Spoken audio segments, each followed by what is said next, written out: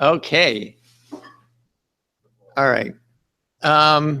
So I think most people know, but I'm going to go through a couple of introductory points so that people get an idea of what we're going to try to do. Basically, this is the first of projected, you could think of it as a semester-long class series. It's at, 12, 10, 11, 12 and a half, something that will attempt to cover the basics of LaRouche's, not just the economics, though we will have as the basic topic Lynn's physical economy, but LaRouche's method, or his epistemology, his theory, his idea of the way the human mind works, number one. And number two, as they would say, I suppose, in a philosophy class, for LaRouche, epistemology is ontology. In other words, the way the mind works is what we are. That's what defines us as human, as opposed to whatever else we could be. And being in New York, we probably could have a number of ideas of what that might be. But the way we know things, the way we discover things, is the nature of our existence. So these are all wrapped in Lynn's economics. And, I'll get to a sort of a starting point on that in a few minutes. Now, just to give you a quick idea, this is the first class, so we have a little flexibility. The way we hope to do this, first of all, is it will be based around this book, So You Wish to Learn All About Economics, which is sort of, I hate to call it a textbook, but it's a basic outline of Lynn's economic outlook, which was printed or written in 1984, I believe. Now, it also exists, for those of you who only know Chinese, it exists in Chinese. For those of you who only know Russian, it exists in Russian, and a number of other languages. So if you don't understand me, you can get the book in a language that you understand. Now, the other thing that I'm going to use somewhat, I'll refer to today, is a report that was put out by LaRouche in 2004, entitled Economics, the End of a Delusion. Now, this has a lengthy section by Lynn on his economics, and it also has, I think, a useful appendix on the New Deal and Franklin Roosevelt. Not only does it have an outline of what it was about the New Deal that was significant, and I'm going to refer to that a little bit today, but it also has a great deal of simple data as to what occurred in the New Deal.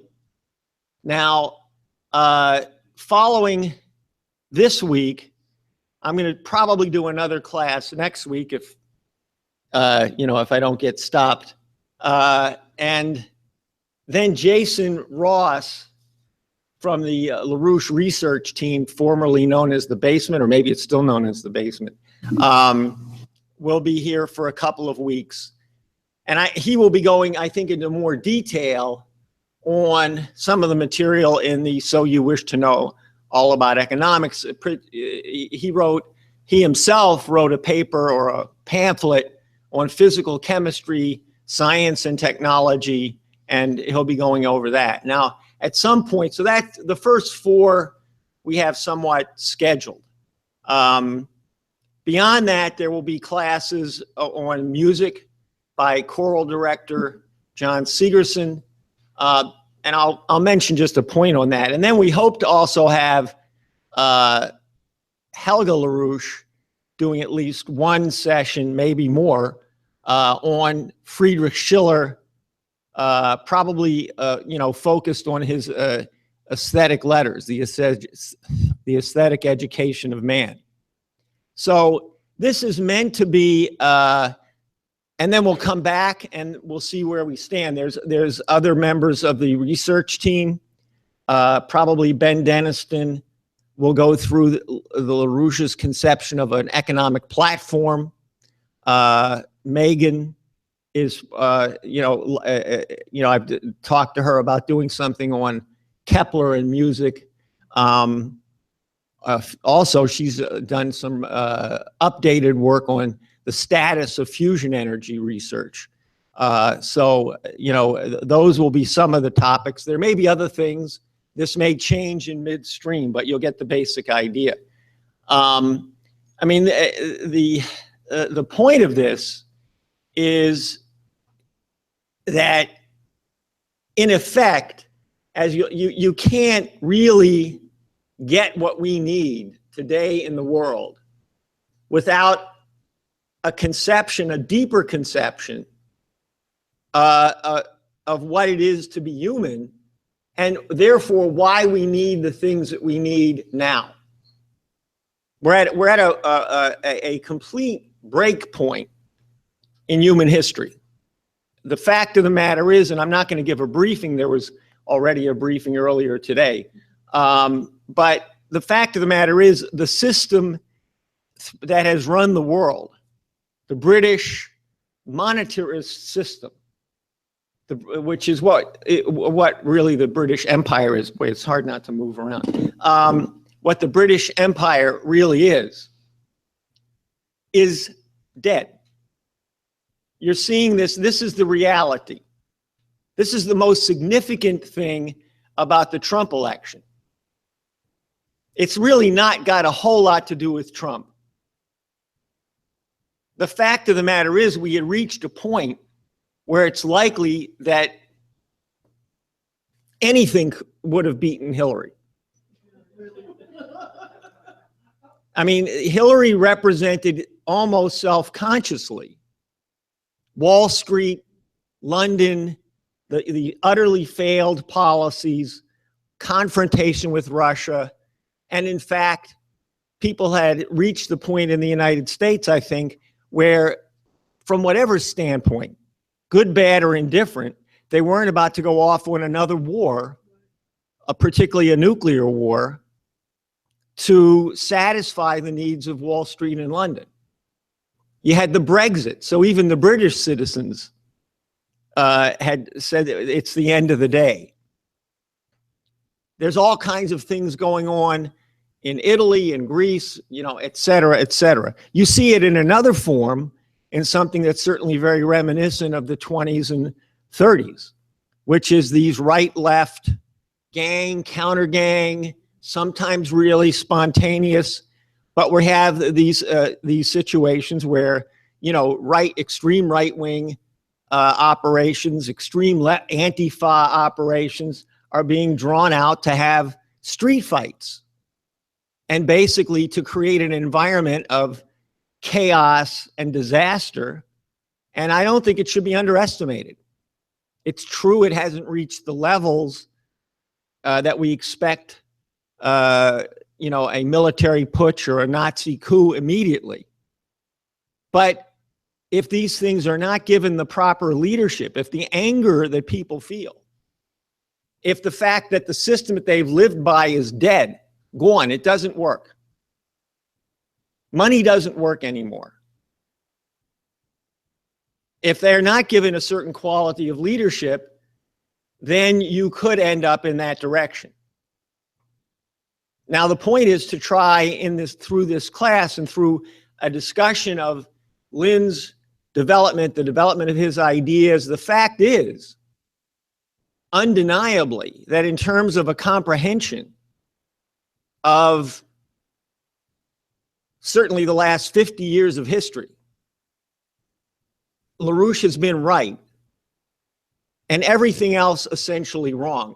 Now, that doesn't mean that every date was right in that sense, but if you look at, in particular, the period from the middle 1960s to the present, where LaRouche has said, unless we change this system, unless we go back to minimally what Roosevelt did in the 30s and 40s, including what Roosevelt fought for in the Bretton Woods system, which was opposed by the British completely, which was opposed by I forget his name now anyway, the Keynes, directly against, Harry Dexter White at Bretton Woods. Unless we recognize that the death of that, what Nixon did to end that system in 1971, unless we replaced it with what FDR stood for and what Lynn stands for, the United States and much of the world probably would not survive. That's the point we're at, we've seen. Because actually, everything that Lynn has said has unfolded. For example, take the United States today. Except for the military strength of the United States, except for the nuclear arsenal, we are no longer a power. We've lost our manufacturing, but even more than that, we've lost our entire machine tool capability. We've lost our scientific capability in many respects. NASA has been taken down. There's no such thing as a real sense of science education. Now, one good example of this is that in the 50s and 60s, after Sputnik and in the middle of the race to the moon, most people who went to college were going into the sciences, engineering. Today, most people, up till very recently, were going into what? Business administration, MBAs, finances, basically salesmanship, and how to, make money off of money. So what's happened? We no longer, look at the talk about infrastructure. It's a joke. It's ridiculous. What are we really talking about? We're talking about replacing 100-year-old water systems. We're talking about the fact that there's been, take the state of California, which brags about being the great bulwark against Trump.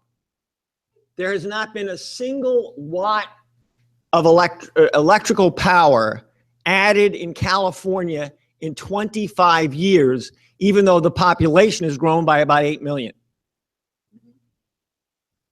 Why? Environmentalism. And indeed, one of the points that I hopefully will get across in the course of this series is environmentalism is a fraud. Period.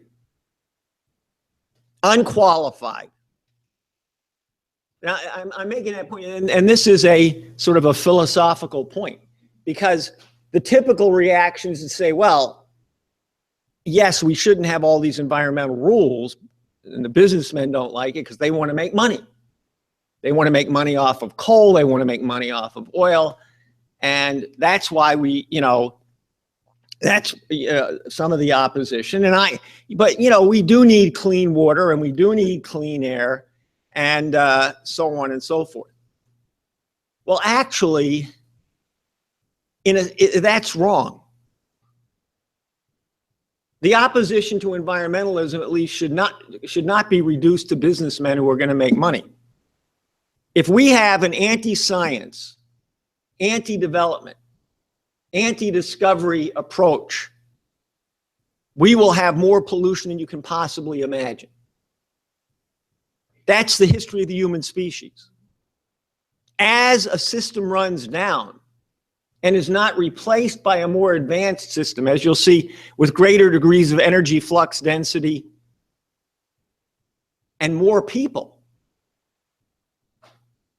then that system and that population, as it decays, will produce more waste, more destruction than you would if you advanced the science, advanced the technology, and indeed found the ways to do away with the waste. For example, what's the most waste-free energy resource available to us today? Nuclear energy. And I'm even fission. It's the most, and yet, despite the fact that many Americans will say, yes, yes, yes, you can't build a nuclear plant in the United States. That's the truth of the matter. And in fact, we're at -5 in the 21st century. When we began this century, we had 104 operating nuclear plants. We now have 99. So it's a little bit like 100 bottles of beer on the wall if one of those nuclear plants should happen to be shut down. And the fact of the matter is that there is not the slightest reason to avoid nuclear power, including Chernobyl. There are three things about Chernobyl, really. Number one, it was a lousy plant. In 1986, we weren't building plants like that. That was a graphite reactor, which was known to be, it was basically a weapons producing plant that was turned into a nuclear energy electricity resource. Graphite was the most dangerous form. It was early technology, number one. Number two, the Soviet system was collapsing. Number three, all that said, it wasn't that big a disaster. In fact, there's a lot of biodiversity around the Chernobyl plant. There were a lot of deaths partly because people went in to try to salvage the situation and were irradiated. But if you compare the losses at Chernobyl, which is the only major accident of its type, to the amount of people who died in coal mines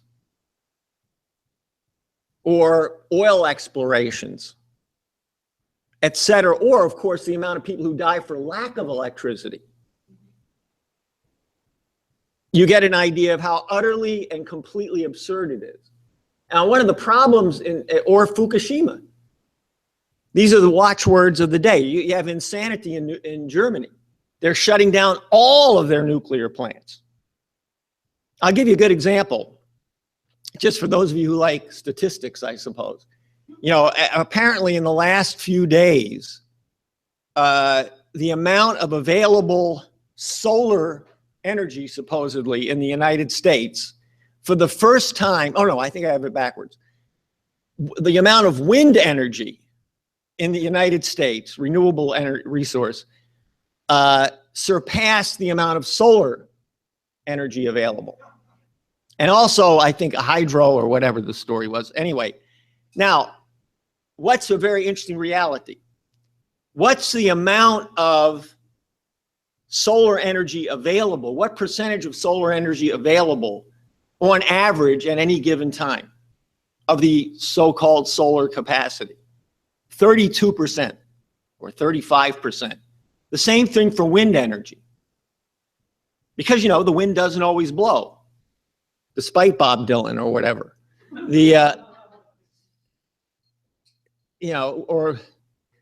So now what's the percentage of nuclear energy available at any given time? 93%. And so, in fact, after the initial investment, nuclear energy, let alone fusion, which I'm not going to talk about right now. Now, the point, Fukushima, what was it? It wasn't even a nuclear accident. It was a tsunami.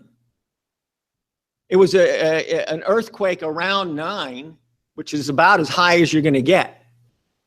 I mean, to give you an idea of what a 9, the Richter scale is a logarithmic scale. So you have to realize that 9 is not the number, it's the exponent. Now, I don't think it's orders of magnitude of 10, but it's a multiple times a multiple. Let's say take a typical strong earthquake like the Northridge earthquake that killed about 60 people in Los Angeles was a 6.9. Now, Fukushima was a 9. And Fukushima was also, the center of the earthquake was offshore. Now, that's classically the kind of earthquake that causes a tsunami. And you had a massive tsunami, and the reactors, which were built to withstand about an earthquake of 8 or 8.2, there was a chemical explosion. There was no nuclear explosion. There was not even a massive nuclear leak. Now, what happens to people, I think, is a point that I'll make on a number of occasions, but try to get, because it's one of these things that doesn't ever quite sink in, is that when you have a concept, a change in outlook, a change in theory, it changes everything.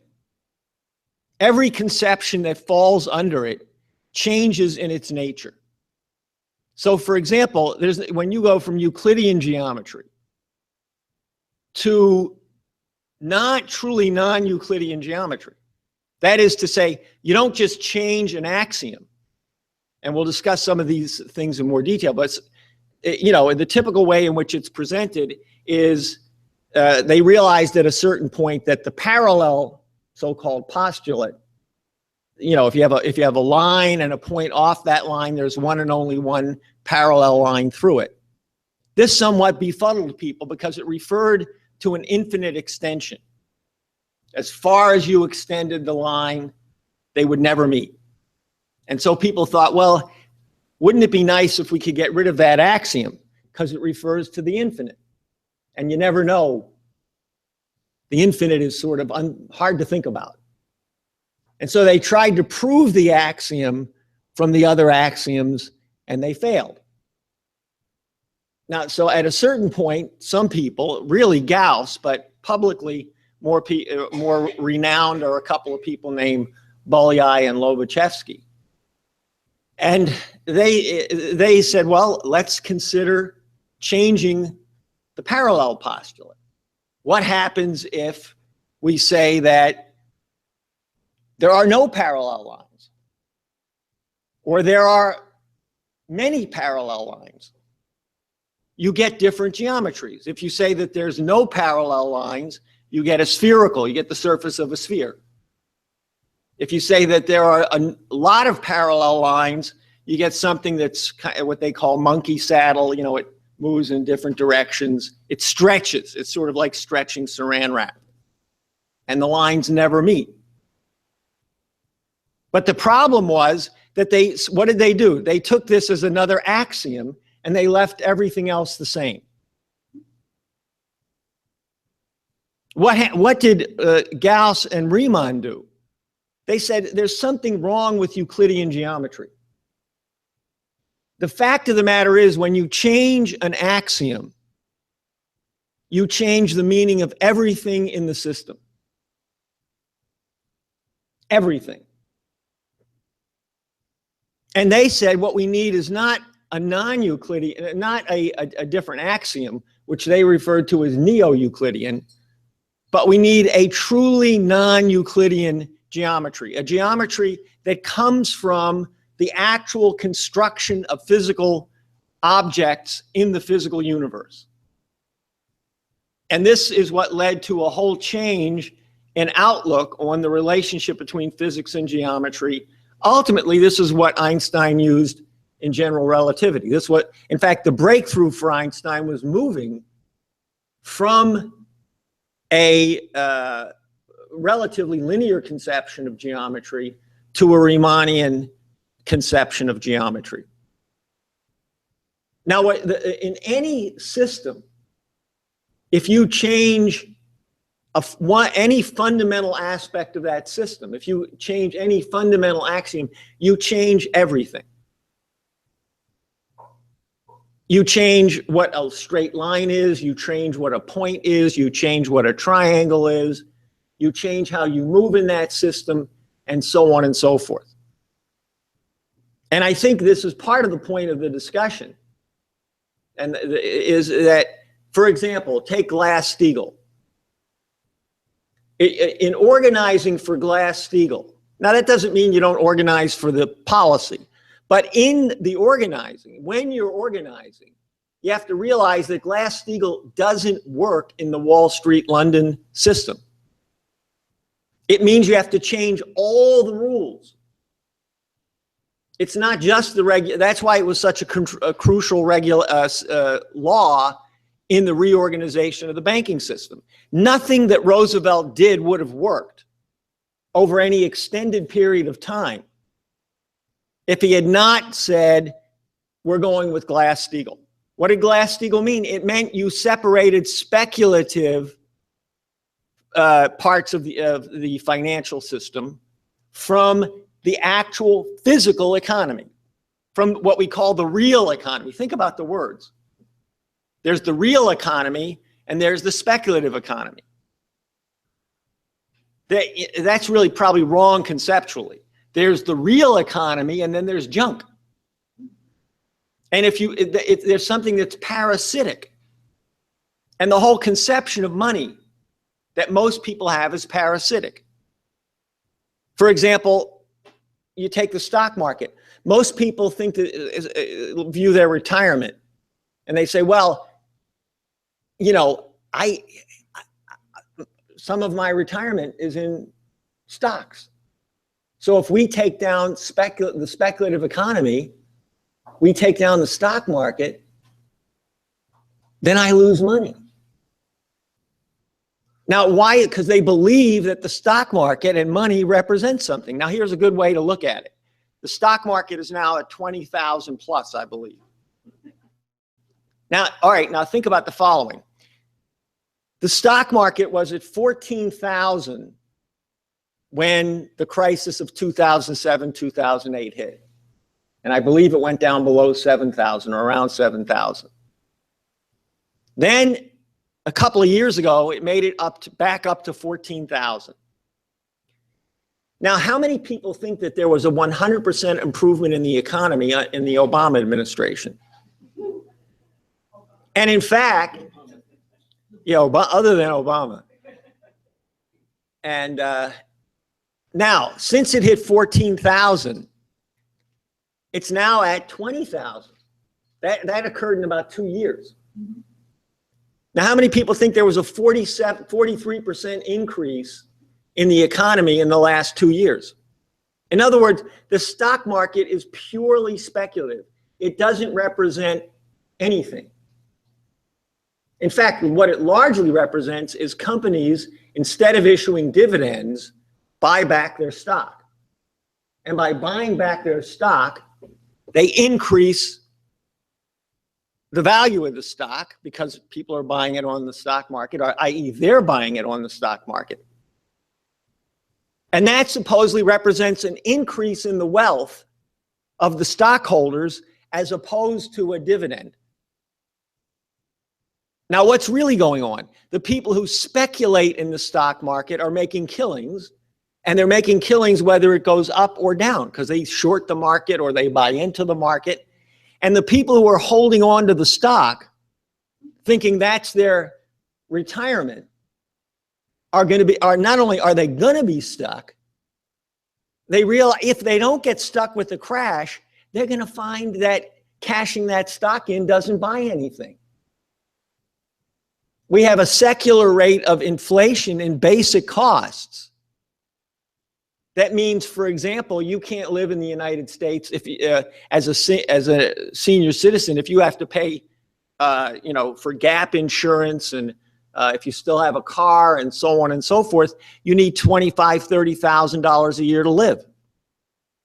Nobody gets that in Social Security. So what's going to happen? Your stocks are not worth anything. Plus, the system is about to blow out because it's a speculative bubble. So people are going to lose their retirement funds just the way they did in 2007, 2008, because they don't have enough money to wait 8, 9 years for the value of the stock to go back up.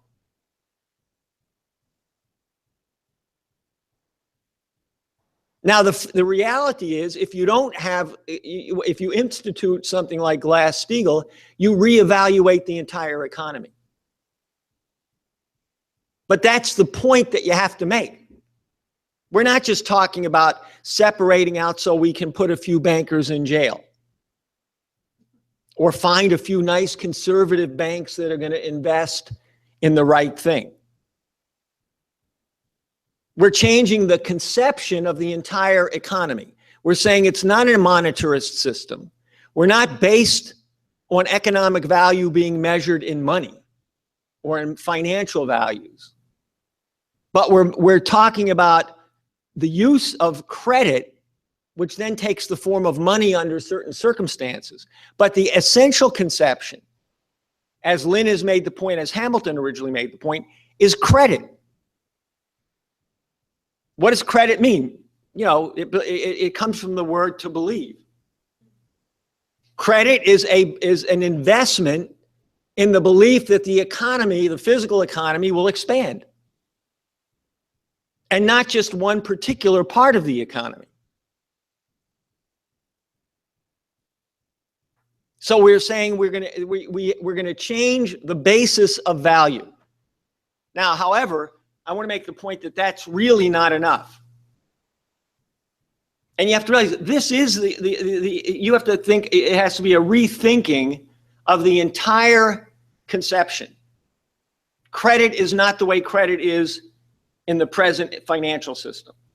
Credit today is a credit card. You pay 29%.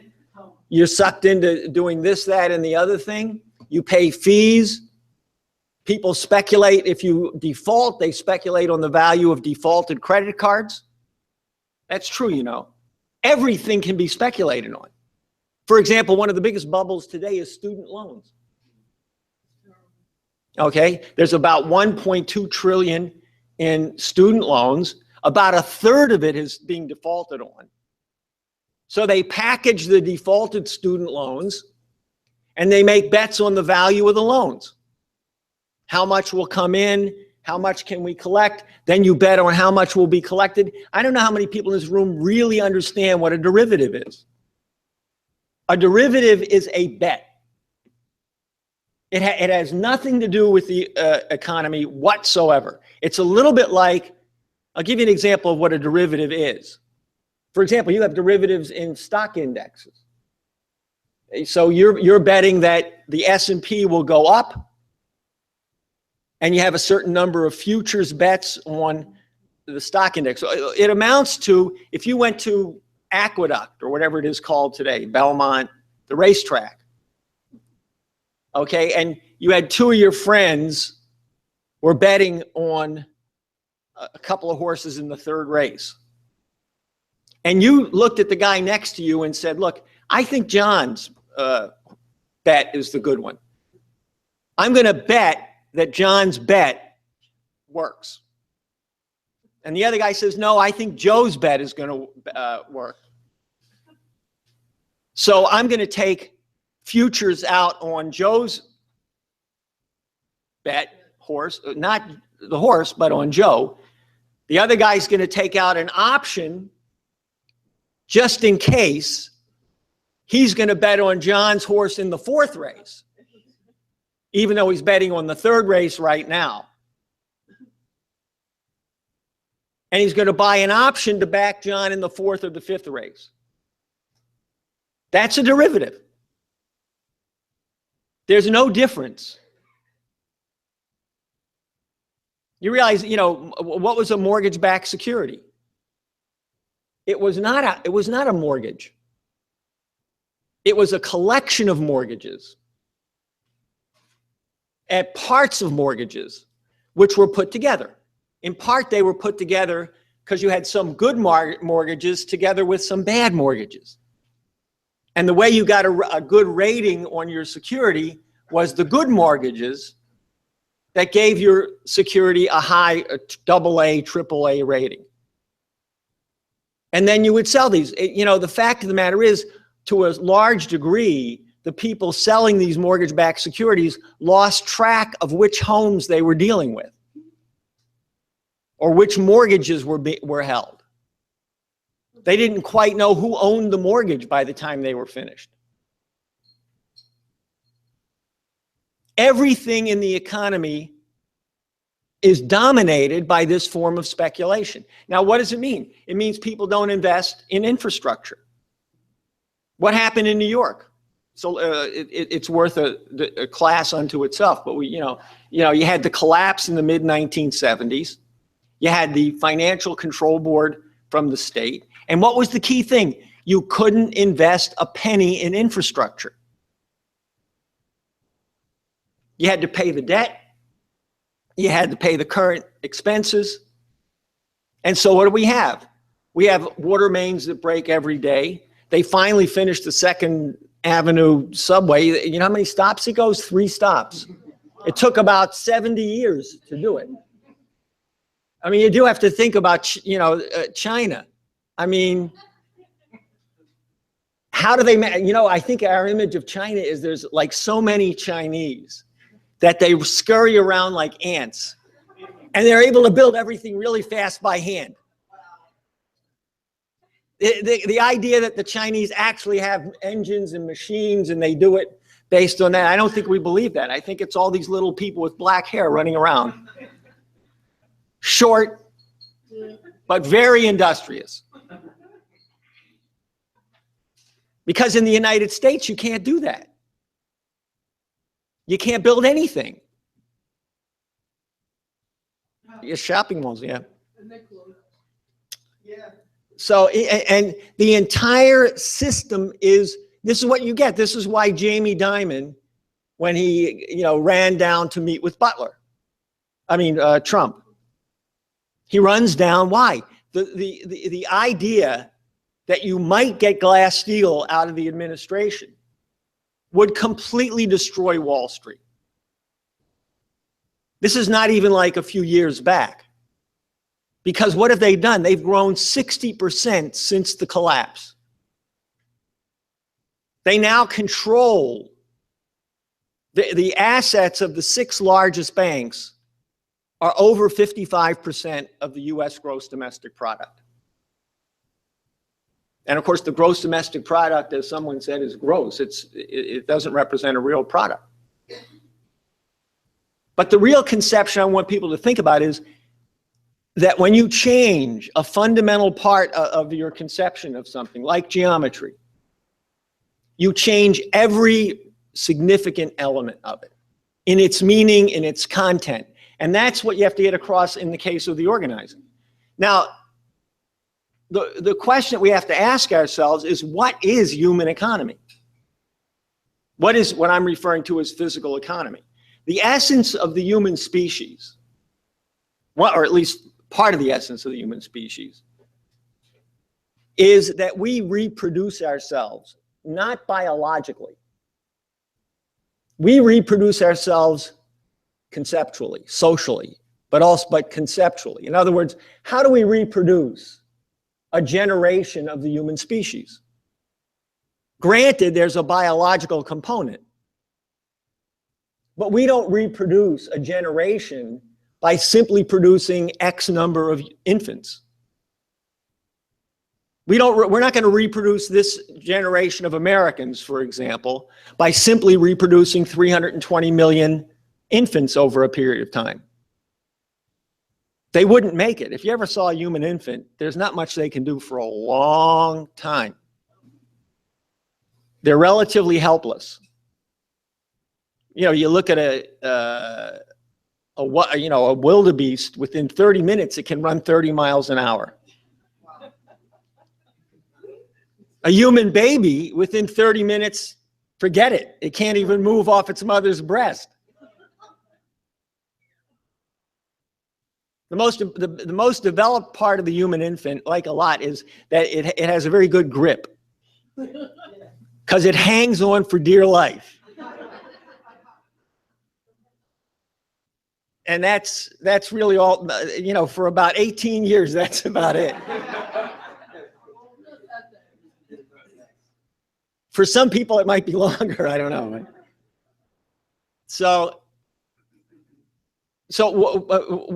what we do is we reproduce those things that allow us to live. You look around, like people say nature. There is no such thing as nature. You know, Roosevelt planted 3 billion trees. So people go out into the, Smoky Mountains and they think this is nature. No, it isn't nature. It's what some guy planted in 1935. There is no nature. Not in the sense people think about it. There's no pure forest, wilderness, untouched by human hands. It doesn't exist. Let alone the fact that everything that we experience and think is the non-living, like water, air, and so on, it's all been produced by living creatures. Most of what we call raw materials, iron ore, and so forth, clays, the White Cliffs of Dover, they've all been produced by the bodies and the activity of living creatures.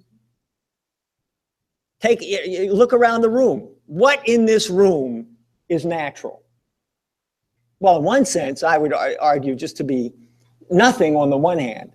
Everything is man-made. Everything in your life is man-made. On the other hand, of course, it's all natural. It's either or. You know, none of it is natural or all of it is natural. Why is all of it natural? Because we're nature. There's nothing unnatural about human beings. Why would people think that? We think of ourselves as an artificial interposition into nature. Well, how did we get here? Nature produced us, or God created us, but he created everything else, so it's the same thing. Or he or she or it or whatever. I don't want to get in that kind of trouble this early on. So we're what nature produced, and that's actually an extremely important point. Because if we do what we do, and we were produced by nature, then there's something about us which is coherent with nature in a very special way. Because what you look at what goes on in human existence. Yes, we reproduce ourselves. We require certain raw materials. We build certain things. But at a certain point, we do use up the resources available, the resources that have been created in what Vernadsky calls, or what Lyndon calls, the biosphere. The biosphere creates resources, whether it's coal or in a different way, oil or gases, foods, or the fertilizer, or the soil that we use to grow the food, and so on and so forth. We deplete the resources, given the level of science and technology. Then what's required is a change in the science and technology that allows us to utilize resources that otherwise wouldn't have existed. We wouldn't call it, there aren't natural resources. For example, even rocks in the Stone Age. It depended on a human creature to make it into a stone tool. And indeed, there were already, at that point, we have evidence that early on, human beings were quarrying, that is, they were using special forms of flint and so on and so forth, and they were moving the flint from place to place and processing it, turning it into stone tools. This went along with the development of fire, which allowed us to work the ores in a different way, which gave us different forms of tools, sharper tools, and so on and so forth. Ultimately, as you'll hear from Jason, we began to work largely through our use of heat. We developed the Iron Age, brass, bronze, so on and so forth. And each time we make these kinds of advances, we change our whole conception of what the resources available are. But what does this depend upon?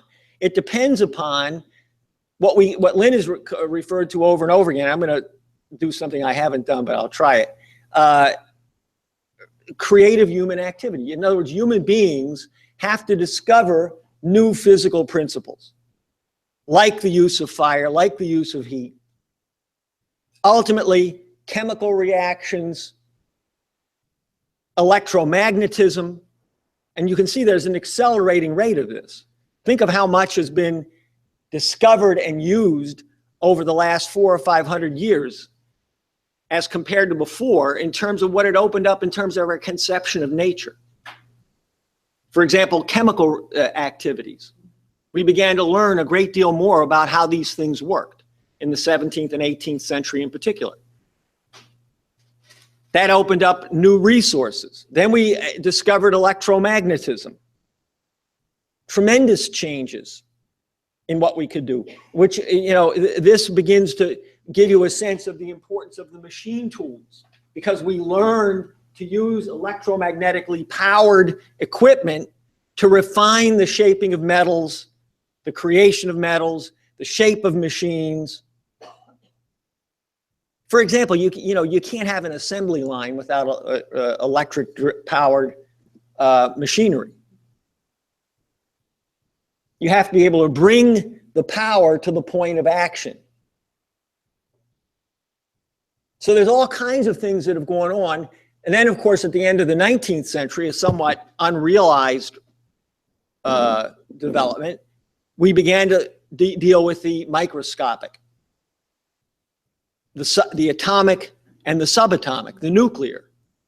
This is something, by the way, that Riemann forecast. And he said, when we get to the microscopic, we're going to find a different universe. We're going to find that we need new laws and new principles. And we've sort of been sitting here at this level for about 100 and some odd years. Yes, there have been some improvements, but a great deal has not been done because science has been conceptually halted by empiricism, by positivism, Bertrand Russell, by environmentalism. Now, one of the things, of course, that's going on in the 20th century that Lynn has been a leading figure fighting is the idea of the division between science and art. This is one of the things that will be discussed more later. But the essence of the relation, or at least one fundamental aspect of the relationship, is that classical art promotes the creative powers of the human mind. And it does it in certain intensive ways that you don't replicate in science itself. Scientific discovery is made by an individual. There's no such thing as a social idea. The point is that once the idea is discovered, it has to be socially communicated. And you have to have an audience capable of assimilating new ideas. The essence of education is not to give somebody a degree in chemistry or whatever. The essence of education is to create a person who can assimilate ideas that they don't have now, that they're incapable of working with, but they know that they can learn to work with the new ideas. And the problem with much of education today is, it's, as has often been said, the whole idea is to get that paper, to get that degree, to certify you. Now, the fact of the matter is the idea of creativity, the kind of creativity. What is an economy? And really, an economy is the reproduction of creative mentation. How do you improve an economy? How do you improve the productivity of the economy? You create a scientific breakthrough that improves the output of labor. You increase the productivity of labor. How do you increase the productivity of labor? You design new technology based on new scientific developments. You design new machinery. You create machines that create machines. And the internal organization of those machines makes the power applied more effective. So that, as Leibniz, as Hamilton said, one operative can produce as much as 100. You have an entirely new product. But the essence is, unless you're at the same time producing new scientific discoveries and new technologies for the next generation and the next generation, the breakthrough that you make today will fail. You have to create something that's going to give you the ability to make more creative breakthroughs in the future, more discoveries. You have to accelerate the rate of discovery. You have to produce, in the expanded productivity of labor, the basis for a further expansion in the productivity of labor. In a certain sense, the human mind, the quality of the human mind is that it always looks over its shoulder. You're always looking at what you've done from the standpoint of what its effect will be on the future. So you're looking at yourself from the standpoint of what you've done for the future.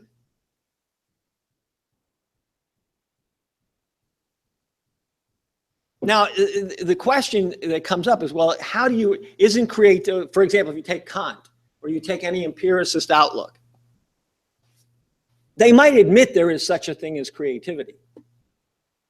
But what they'll say is that it's a mystery. It just happens.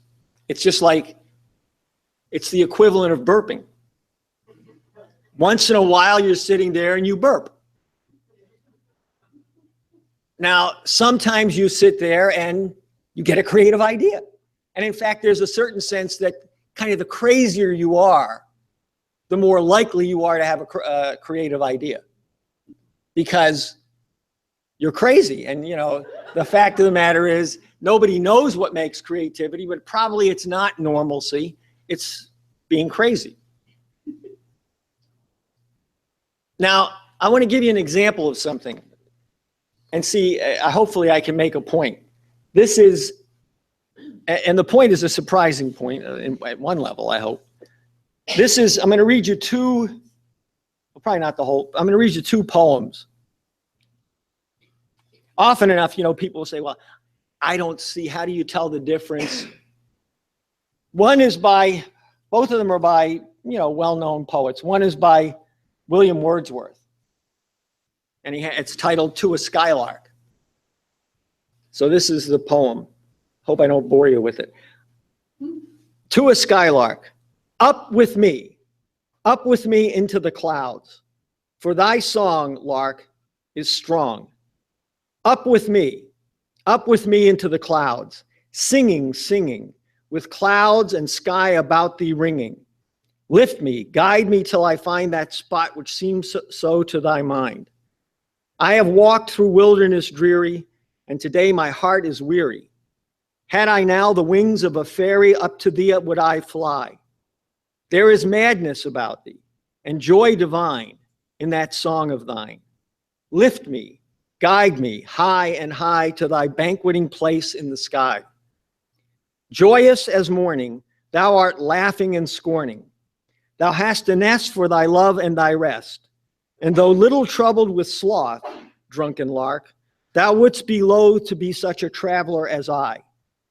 Happy, happy liver, with a soul as strong as a mountain river, pouring out praise to the Almighty Giver, joy and jollity be with us both. Alas, my journey, rugged and uneven, through prickly moors or dusty ways must wind. But hearing thee, or others of thy kind, as full of gladness and as free of heaven, I, with my fate contented, will plod on and hope for higher raptures when life's day is gone. Now, that's Wordsworth. It's a pleasant poem. But let me, I'm not worried about giving away.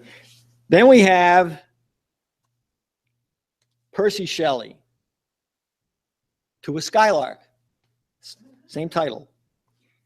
Hail to thee, blithe spirit, bird thou never wert, that from heaven or near it pourest thy full heart in profuse strains of unpremeditated art. Higher still and higher, from the earth thou springest like a cloud of fire. The blue deep thou wingest, and singing still dost soar, and soaring ever singest. In the golden lightning of the sunken sun, o'er which clouds are brightening, thou dost float and run, like an unbodied joy whose race is just begun. The pale purple even melts around thy flight like a star of heaven in the broad daylight. Thou art unseen, but yet I hear thy shrill delight. Keen as are the arrows of that silver sphere, whose intense lamp narrows in the white dawn clear, until we hardly see, we feel that it is there. And all the earth and air with thy voice is loud, as, when night is bare, from one lonely cloud, the moon rains out her beams and heaven is overflowed. What thou art, we know not. What is most like thee? From rainbow clouds there flow not drops so bright to see, as from thy presence showers a rain of melody. Like a poet hidden in the light of thought, singing hymns unbidden till the world is wrought to sympathy with hopes and fears it heeded not. Like a high-born maiden in a palace tower, soothing her love-laden soul in secret hour with music sweet as love which overflows her bower. Like a glowworm, golden in a dell of dew, scattering unbeholden its aerial hue among the flowers and grass which screen it from the view. Like a rose embowered in its own green leaves, by warm winds deflowered, till the scent it gives makes faint with too much sweet these heavy-winged thieves. Sound of vernal showers on the twinkling grass, rain-awakened flowers, all that ever was, joyous and clear and fresh, thy music doth surpass.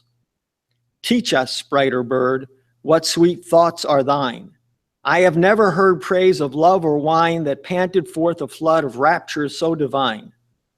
Chorus, hymnal, or triumphal chaunt, matched with thine would be all but an empty vaunt, a thing wherein we feel there is some hidden want.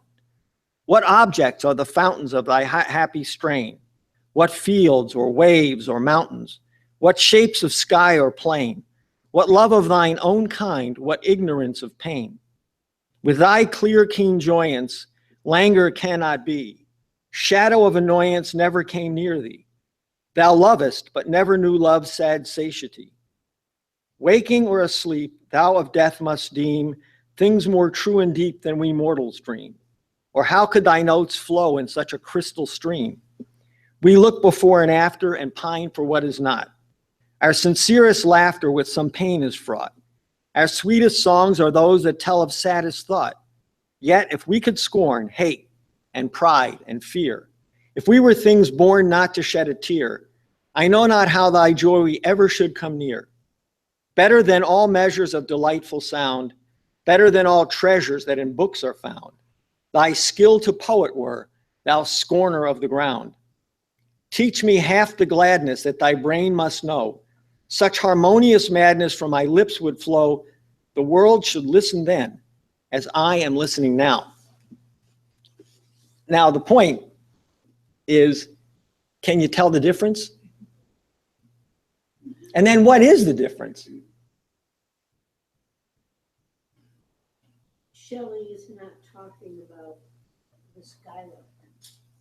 That's true. He says that right in the second line. Right? It's not a bird. It's not a bird. It's irony. I mean, the thing about Wordsworth's poem is it's sweet, but it has no irony in it.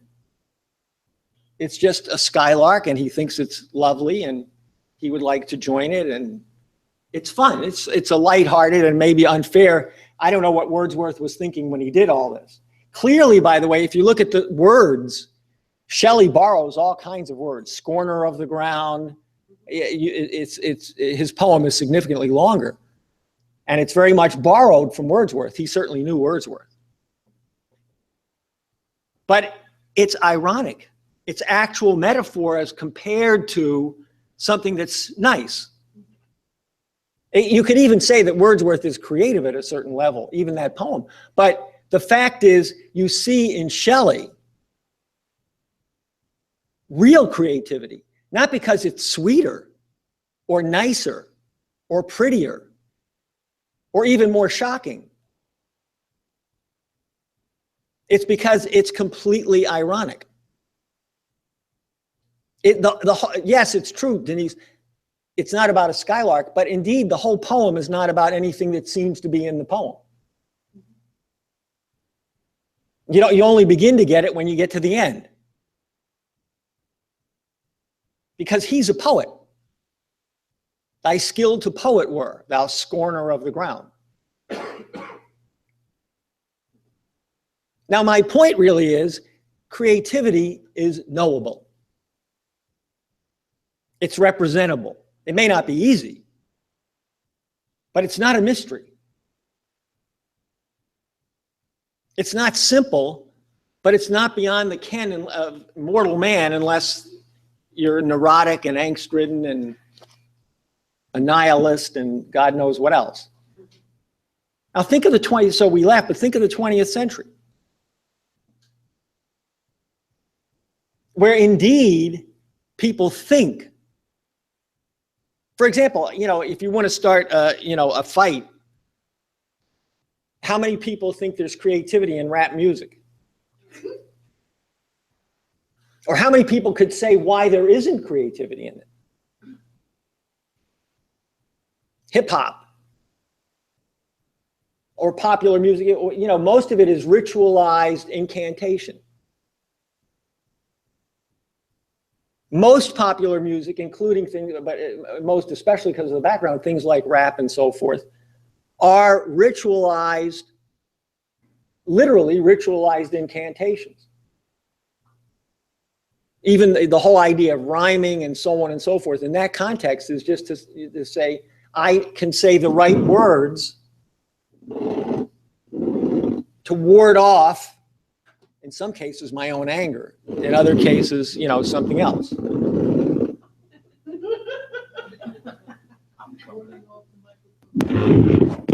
Maybe the microphone likes rap music.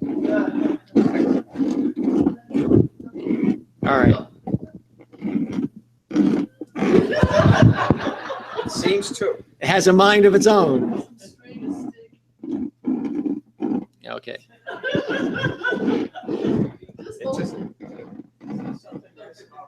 All right.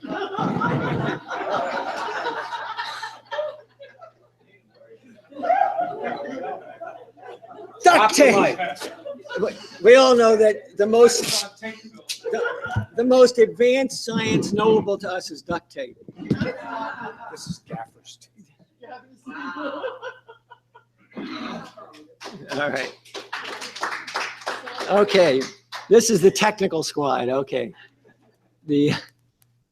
So now the reality that we have to deal with is that we want to generate more creative human beings. And in fact, I'll end on 2 points, which I hope are a little bit, the question always comes up. Lynn's point about how you measure an economy. I mean, I think any measurement is problematic, but Lynn wants to give you some idea of what to think in terms of. Now, here's the one, relative potential population density. We need a growing rate of relative potential population density. Now, without going into all the qualifications, relative, because, it depends on the resources available in a particular area, but generally speaking, it means more people. Now, how many people, even in this room, really think that we should have 10 or 12 billion people right now? We have 7 billion. Okay, that's not bad. Good. Huh? Well, I'm going off the fact that the original projections, when they published these UN, the Forrester and Meadows and so on and so forth, was that we'd be at about 10 or 12 billion by now, and we're at 7 billion. Yes, how many people think we should be at 25 billion as soon as possible? You begin to get these things. Now, the question is, what happens when you deal with somebody and who says, wait, we can't feed the people that we have now? Isn't this what happened to the space program?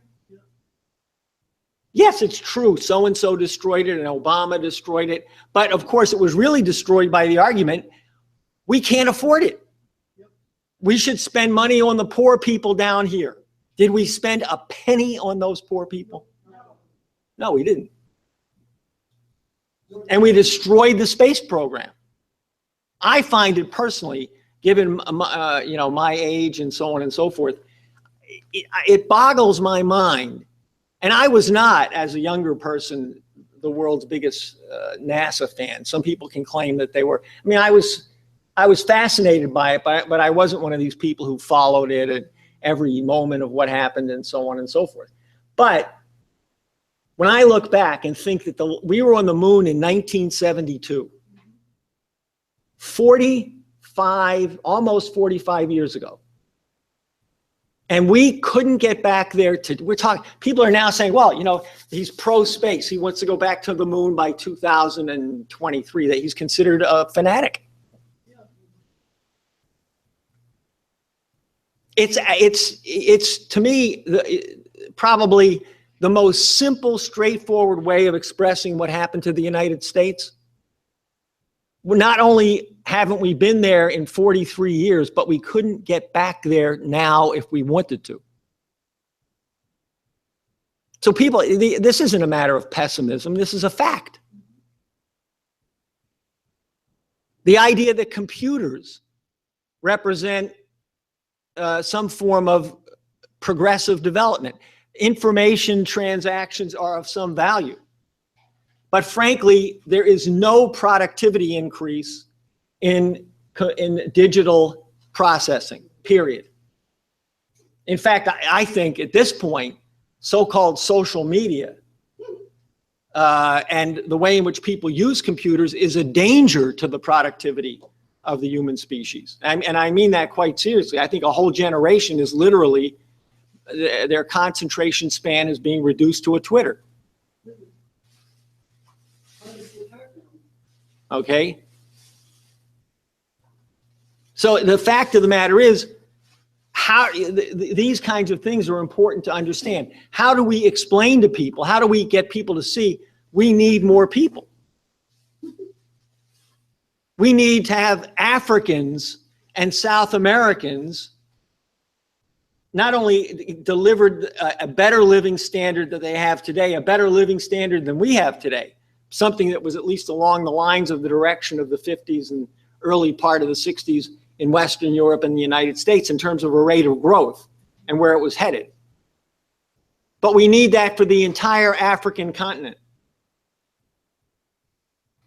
That's the whole point of the Eurasian land bridge. In many ways, the point of the Eurasian land bridge is to develop Africa, not to just have the Silk Road. It's to create the conditions under which we can guarantee the development of Africa. Now, how many people do we need? If you're going to start to produce people who are at the level of physical science, engineering, classical art, etc., it takes a certain level of education. You're going to have to go through 18, 20, the equivalent of what today might be an education that you reach at the age of 24 or 25. Now, if you're going to do that, people can't be dying at the age of 55 or overdosing at the age of 45. Right now, we have a secular decline in lifespan. So how do we deal with that? People need real health care. They need real education. What really happens? Why do we need more people? Because it takes more people to reproduce a person. As the human species, so to speak, evolves itself, as we develop further and further technologies, greater scientific knowledge, as we expand the use of those technologies, and we raise the level of the population, we need more people to guarantee that every person not only gets all of those things, but is able to live the fullest life possible. So that means you want an average lifespan, that at least gets itself into the 80 to 90 range. and in decent health, or at least the person can be treated in a way that allows that person to be active as long as possible. We need a whole different relation amongst generations. So we mean it when we say, if we're going to develop Africa, if we're going to develop the Silk Road, if we're going to go into nearby space, on the planet Earth alone, we're going to need, who knows, 20, 25, 30 billion people. And that's what we're going to need to clean up the planet. Ironically enough, that will give us a much cleaner planet.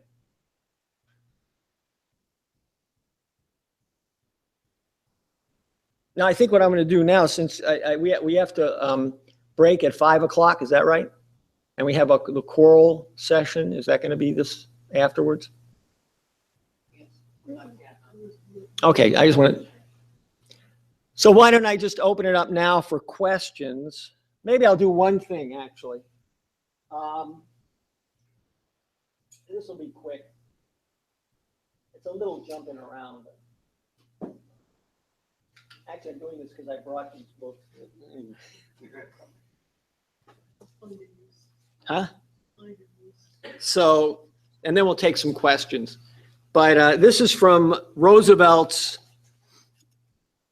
I think this is, wait a minute, I got, yeah.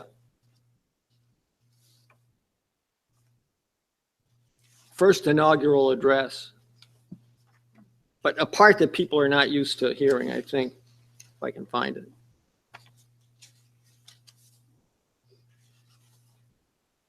Because it makes a point that I meant to make, but I didn't.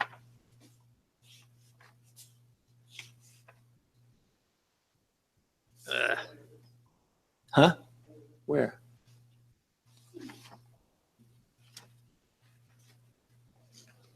It's right there. Oh. Oh, okay. This is from his first inaugural address, I think. I object to having the spirit of personal civil responsibility to the state and to the individual, which is placed this is from something, it's from a speech he made here. Anyway, to the state and the individual, which has placed New York in the lead as a progressive commonwealth, described as humanitarian. It is far more than that.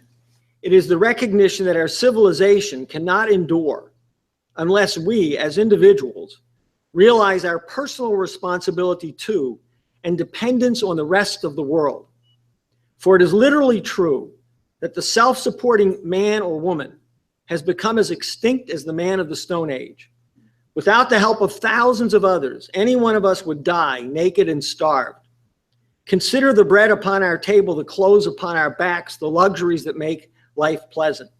How many men worked in sunlit fields, in dark mines, in the fierce heat of molten metal, and among the looms and wheels of countless factories in order to create them for our use and enjoyment? So that's FDR. I mean, the reality is we are one nation, and we are one part of the human species. And yes, there's sovereignty and so forth, but you have to keep in mind, we couldn't be here. We used to talk about the worldwide cup of coffee years ago. I think it's still in dialectical economics. What is it? You know, you take your cup of coffee, and where did it come from? Where did the beans come from? Where did the ship that brought the beans? Where did the cup come from? Where did the ceramic material come from? Where did the spoon come from? Where did the sugar come from? How many people did it take to bring that cup of coffee to your table?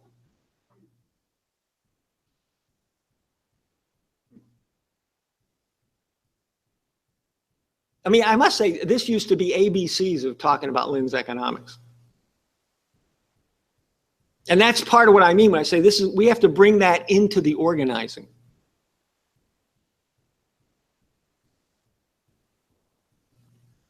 You know, Roosevelt said at another point, and this is really quick, but Roosevelt said, this is when he wrote an introduction to his own papers. He's just introducing it to people. And he said, the New Deal was fundamentally intended as a modern expression of the ideals set forth 150 years ago in the preamble of the Constitution of the United States. Quote, a more perfect union, justice, domestic tranquility, the common defense, the general welfare, and the blessings of liberty to ourselves and our posterity. That's what Roosevelt said the New Deal was, the preamble to the Constitution. That's the definition of the New Deal. Now, how many politicians today have any idea of that? They don't even know what the preamble is. They think the general welfare is a welfare lady driving a Cadillac. What was it? Ronald Reagan, the Cadillac Queen. That's their reference for the general welfare.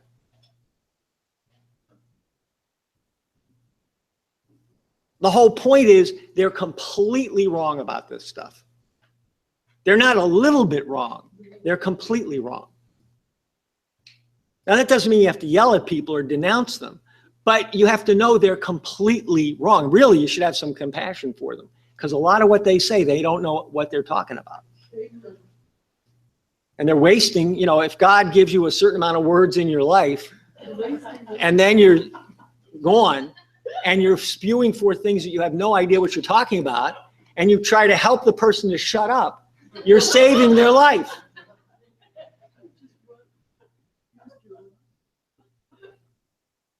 So that's somewhat the way you have to look at it. So anyway, we have enough time for some questions. Yeah. Right. From here, just grab the mic out of the stand. Just grab the mic out of the stand.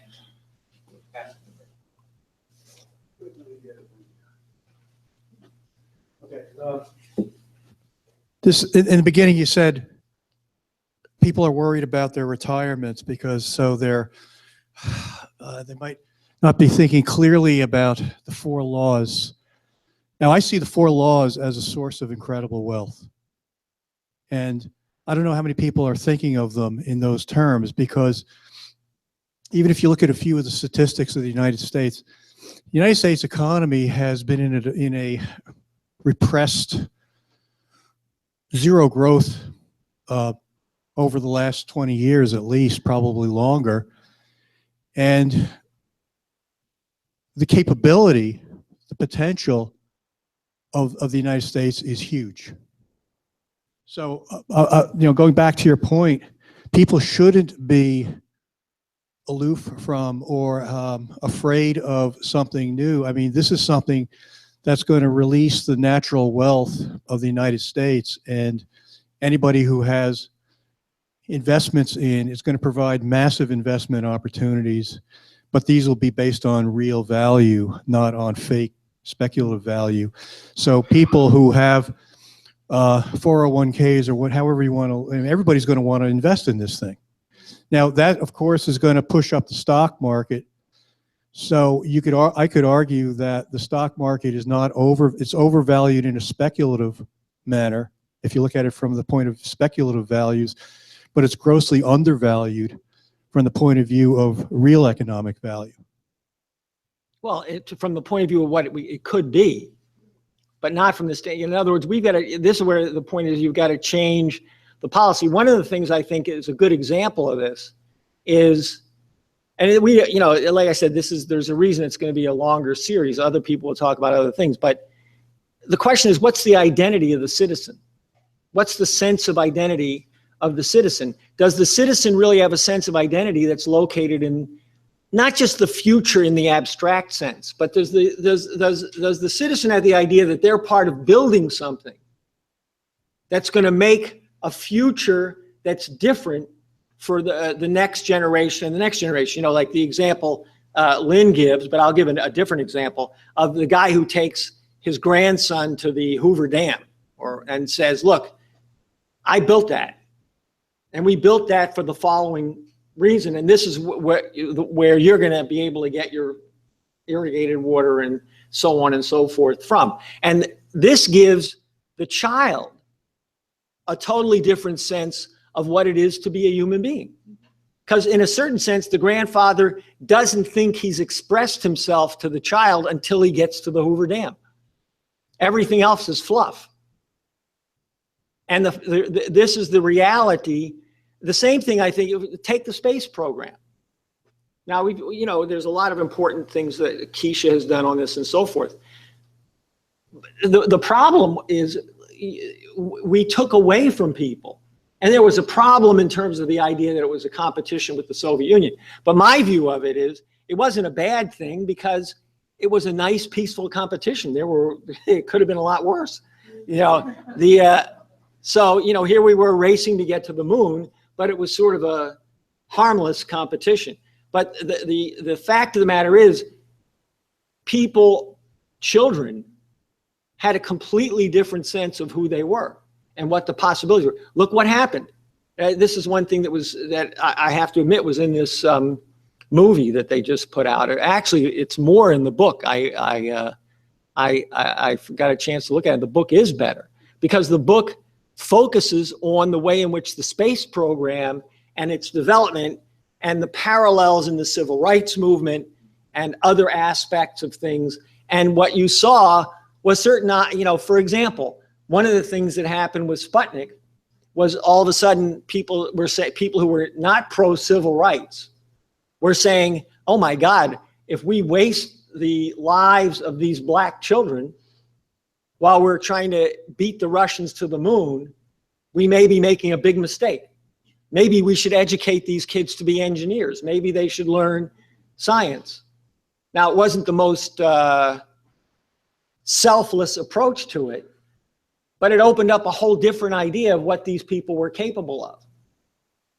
And that's what you have to get across, because otherwise what you find, like the retiree, they're sitting there and all they can think about is tomorrow, today, maybe if you say the future, you mean tomorrow.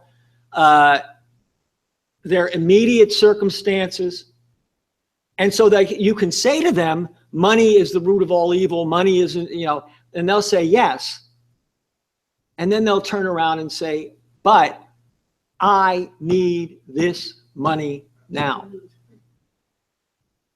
And in a sense, I think not only do we have to inspire them to get beyond that, but we also have to be willing to tell them, you don't have it, it's worthless. It won't be there when you want it. And when you get there, even if it is there, it won't do what you want it to do.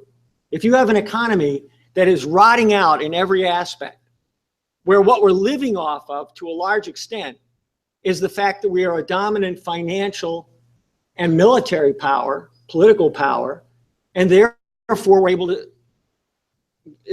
get cheap labor from Mexico, cheap labor from China, cheap labor from Bangladesh. And therefore we can keep the cost of your clothing within a reasonable degree, even though of course it's way more expensive than it used to be, but we can keep it from getting out of range. Now, how long can that go on? The system now, people are breaking from the system. They're not going to produce this for you. You've got to offer them real development in order for them to to produce something. They're not going to produce cheaply for you forever. And some Americans have to get it through their head. They've only lived over the last 20 or 30 years based on arrangements that have used cheap labor to underwrite the living standard of the United States. The reason you could have a service job that pays half of what a manufacturing job does and somehow manage to get along is there's enough cheap labor being poured into the United States that makes it marginally possible. That's not going to be possible anymore, that we're at the end of that road. You either think from the standpoint of real development, the recognition that it depends on the real growth of the physical economy, the real development of creative insights into what needs to be produced, or it's not going to be there.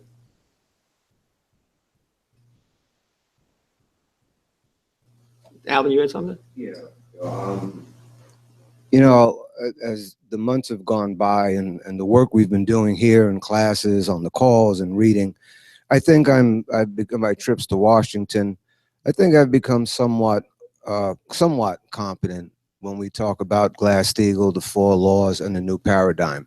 I mean, a lot has gone on here. And the one area that I have not been paying attention to until recently, and Ben Deniston's Climate Gate 2 made me start looking at this more. And it was a great, it's a great 75 minutes. And so I began with people I'm looking to organize, to read, contribute, and so on. I passed this on to them. And where I feel somewhat competent in the first two, what's come up is I really feel like I've hit a wall in terms of the mind of that citizen. And this is important to know, but they're not bad people, they're not stupid people, but there's a level of the separation of a disconnect between I thought the whole background would be very clear to them, but there's a real disconnect to actual, the historical roots of these things, or this particular thing, environmentalism, eugenics, and so on, and the current state of the world. And so they want to, in some cases, reduce it to a mathematical kind of graphical argument.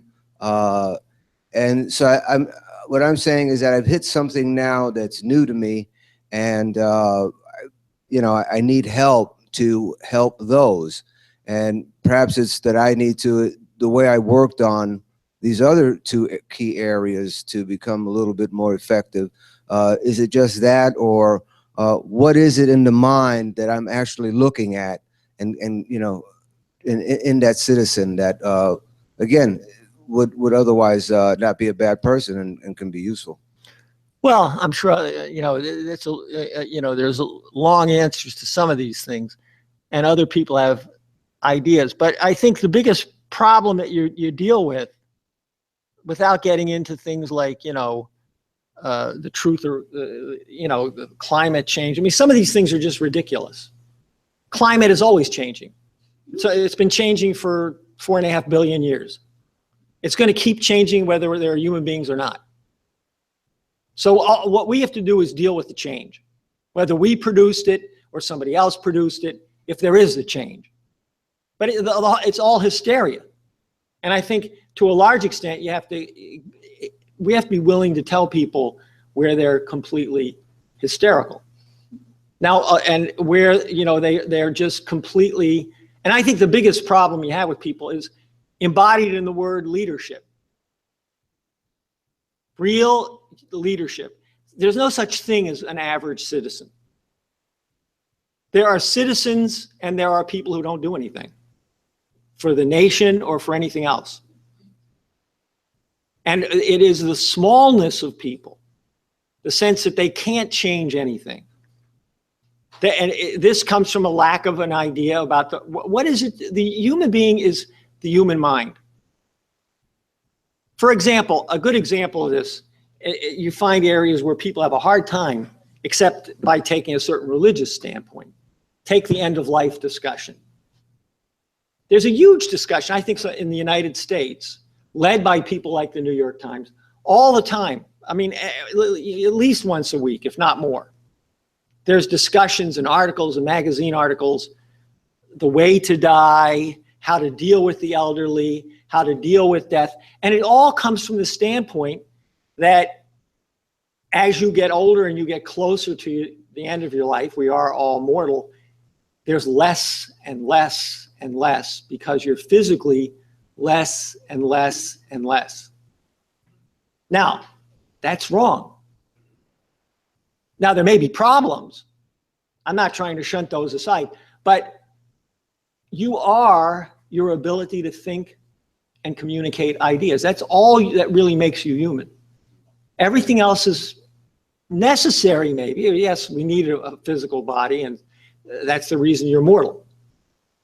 But in a certain sense, if you're human, your mind is not mortal. Now, that doesn't mean I for one, Other people may believe in other things. When you're gone, you're gone. The biggest thing that happens is you're no longer able to act voluntarily. You can't do anything more to change the world than what you've already done. But what you did, to the extent that it addresses the mind of other human beings, does live beyond you. It is more than you are. It is more than your mortal life. Most people, you have to address them at some point and say, what is leadership? It's giving to other human beings their immortality, their sense, not just, and I don't mean that in the sense of saying you can live forever and you've got a soul. That's not the point. You're giving to people, you're saying to them, I'm giving you an opportunity to change the world so that people after you lead a better life than you do. And that's the only thing about you that is worth living beyond your own life. And you've got to give that to other people.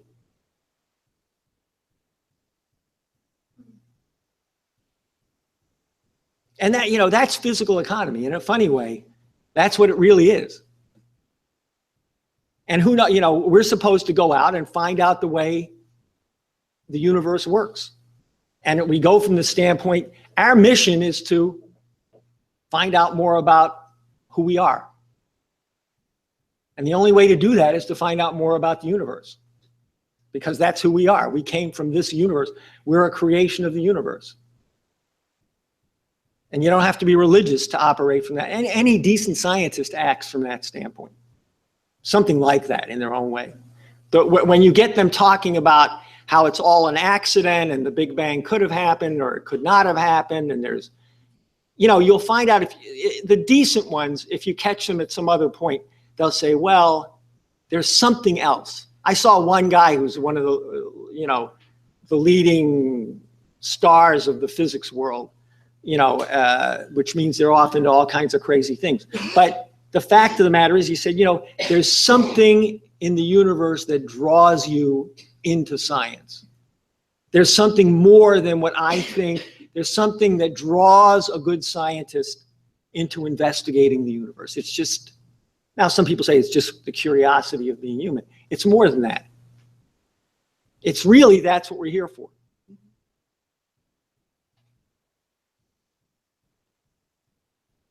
Renee? Oh, you I got the next question. That's all right, go ahead. It's kind of an interesting lead-in because I studied physics in the early 80s at graduate school. And all of the kids had to go through my electronics class that I taught. All of the physicists had to go through it in order to graduate. And I was at University of Cincinnati, and there were 43,000 students. And there were 12 physicists that took my class. That was the graduating class. And I was in the graduate department, and there were about 60 of us. And amongst them, there were 3 Americans. And of those 3 Americans, there was one that lived full-time in Spain and one that came from Trinidad. Okay, and then there was me. And my point is kind of what Dennis said this morning. He was talking about the fact that people call people who are intellectual Four Eyes or Poindexters or whatever. We have a very major marketing problem with respect to intellectualism and science and engineering.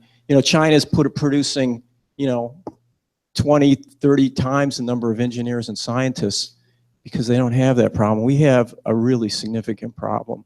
And I can tell you that because I've seen it, ever since I was in physics. So can you comment on that? We have to give people, and that's what I was saying, we have to, it was totally different 30, 40 years ago, whatever it was. Anyway, Renee?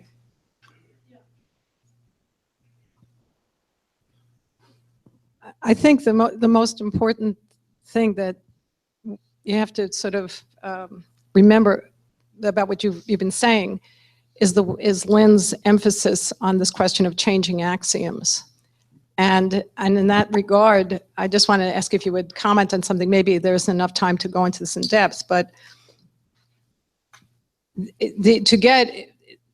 to get a total sense of what it means when you're talking about this change of axioms then being the foundation for the progress. I think a very good example, which Lynn has referenced from time to time, is this question of water. If I'm not mistaken, when we were growing up, we were generally told in media and by teachers and so forth that water was on the earth, but we weren't sure that it was any place else.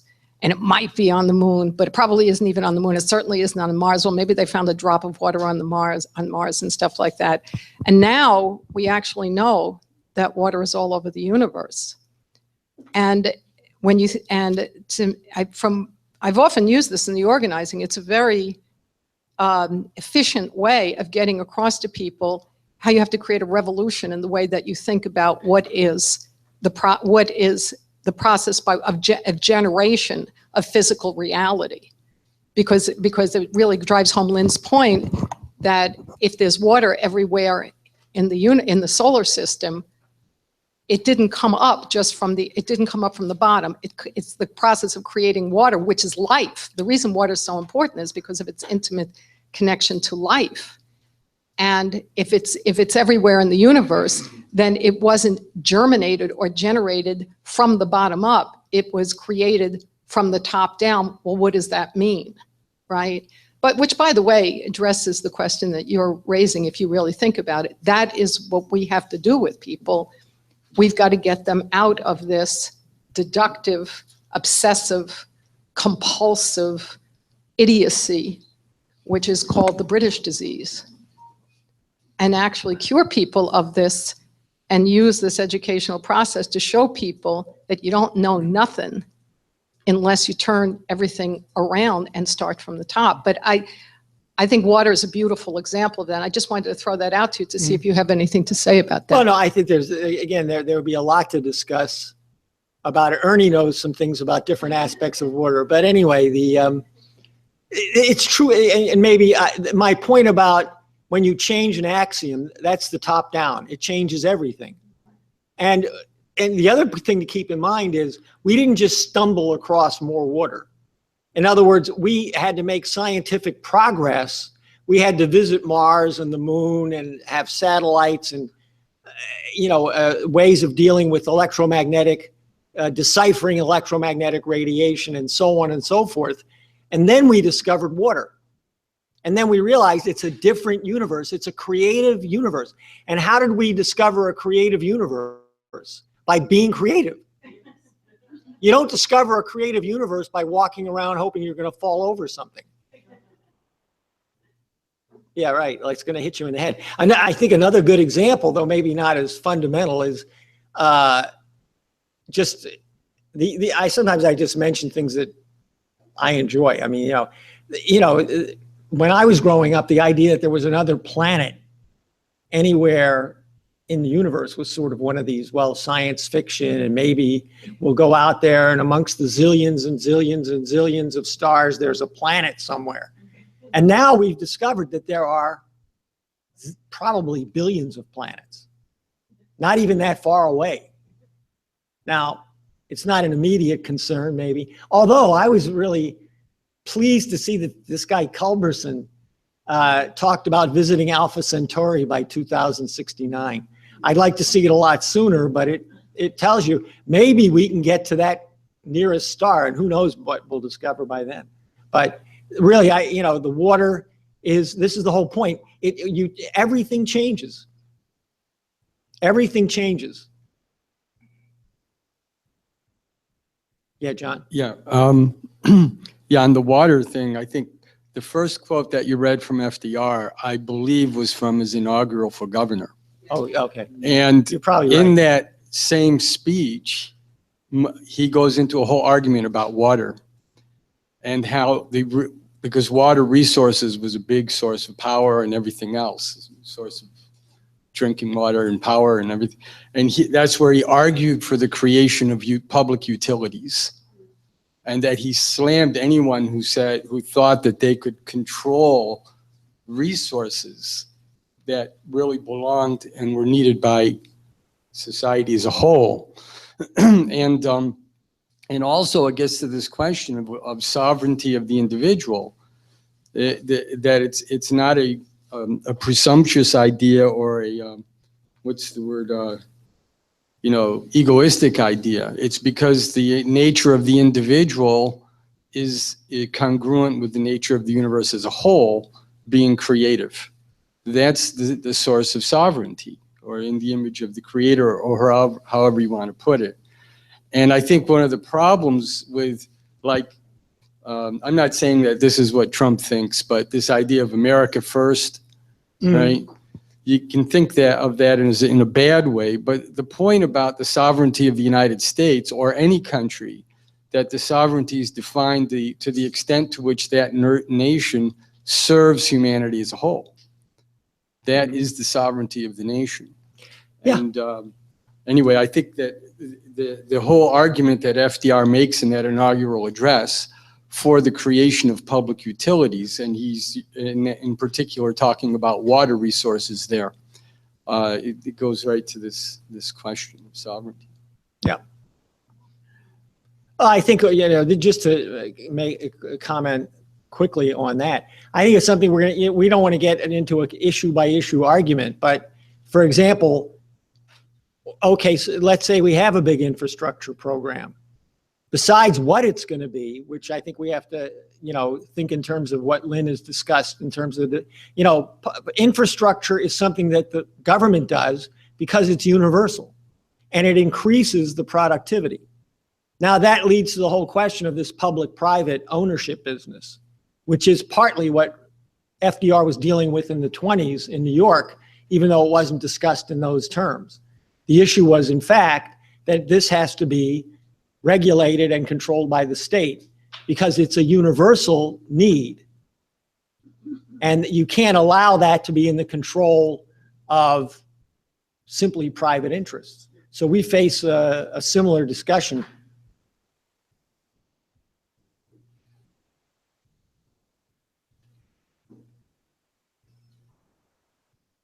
All right, maybe we should. All right.